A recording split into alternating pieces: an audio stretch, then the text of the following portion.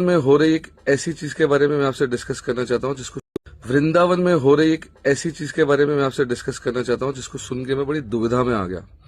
पहले तो हम सिर्फ सुन रहे थे और मैंने सोचा था कि हम इसके ऊपर कुछ वीडियो बनाएंगे, कोई इंस्पायरिंग वीडियो बनाएं जिससे कि शायद इस चीज को ठीक किया जा सके।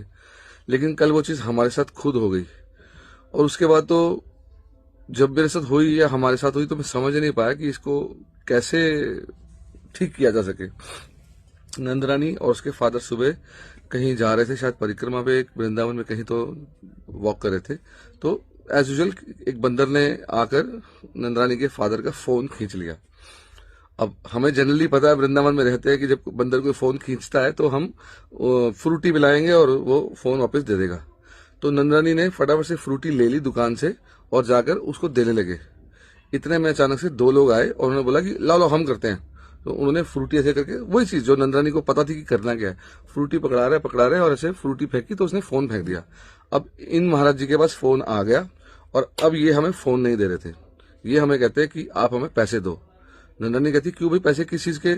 हमने तो आपको बुलाया नहीं था। कहता, नहीं, हमने आपका फोन बचाया, 10,000 का आपका फोन कम से कम होगा, हमें 2,000 रुपये दो। तो शॉकिंग सी चीज हो गई। और तो और आप यकीन नहीं करेंगे, उन्होंने फोन दिया नहीं, उन्होंने हाथ के पीछे कर लिया फोन, जैसे कि एक नया धंधा, एक नया बिजनेस शुरू कर लिया कि हम आपका फोन नहीं देंगे, आपको हमें पैसे देने पड़ेंगे जबरदस्ती। कहते, क्या कर लोगे आप हमारा? हम पुलिस के पास रिपोर्ट कराओगे? करा दो। कैसे, क्या किया जाए ऐसी सिचुएशन में?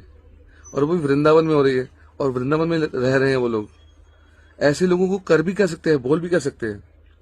समहाउ उन्होंने 200 रुपये 300 रुपये दे के उनसे किसी तरीके से फोन लिया।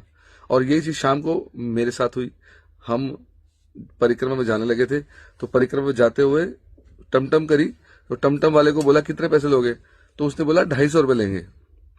तो हमने बोला ठीक है। हमें लगा कि भाई रात हो गई है, अब शायद थोड़ा, जनरली 300, 350, 400 रुपये लोग मांगते हैं, हमें पता है, लेकिन उसने 250 मांगे। तो जब 250 मांगे, हमने कहा ओके हम बैठते हैं। हमने परिक्रमा करी और परिक्रमा ठीक से हो भी नहीं थी क्योंकि भीड़ थी, इधर उधर से रास्ते से करके हम जब घर वापस आए तो महाशय जी ने हमसे मांगे 1,000 रुपए। हमने बोला आपने तो 250 बोला था। कहता मैंने बोला था 250 रुपये पर सवारी, और बार बार उससे बोला कि आपने ऐसा बिल्कुल भी नहीं बोला 250 रुपये पर सवारी, या तो आप सीधा बोलते 1,000 रुपये लगने हैं। आप कहता मैं 1,500 रुपये से कम तो कभी जाता ही नहीं हूँ परिक्रमा पे। मैंने कहा हम यहीं रहते हैं, हम अक्सर परिक्रमा करते हैं और टमटम में भी बहुत बारी परिक्रमा करते हैं। तो वो भी लड़ाई पे उतर आया। सो ये सब सोच के थोड़ा अजीब तो लगा।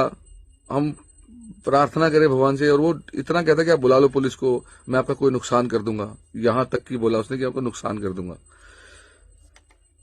इस पे आपको क्या कहना है? वृंदावन से जो लोग हैं